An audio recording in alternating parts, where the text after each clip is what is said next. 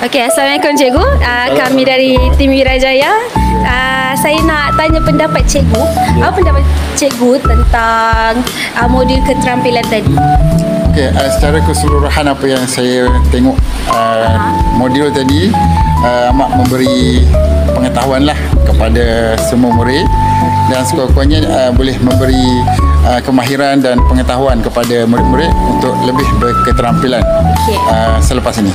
Okey, seterusnya apa pendapat Cikgu tentang modul susun atau pengawas semasa perhimpunan?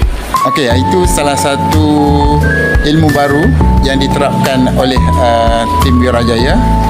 Sebab sebelum-sebelum ni murid-murid tidak didedahkan secara detail macam itulah pengurusan susun atur semasa perhimpunan mingguan lah. Okey, selain daripada itu, Cikgu rasa perlu ataupun tidak pelajar tunduk hormat terlebih dahulu sebelum kita nak memulakan sesuatu majlis? Perlu sebab first impression macam tu, orang yang jumpa murid macam tu, contohnya cikgu akan beri penghormatan lah. Dia tengok apa murid bagi penghormatan kepada dia lah. Itu bagi pandangan saya lah. Okey, akhir sekali. Ya. Cikgu rasa patut ke tak modul-modul sebegini kita dedahkan kepada pelajar-pelajar sekolah lain? Oh, patut. Okay, patut.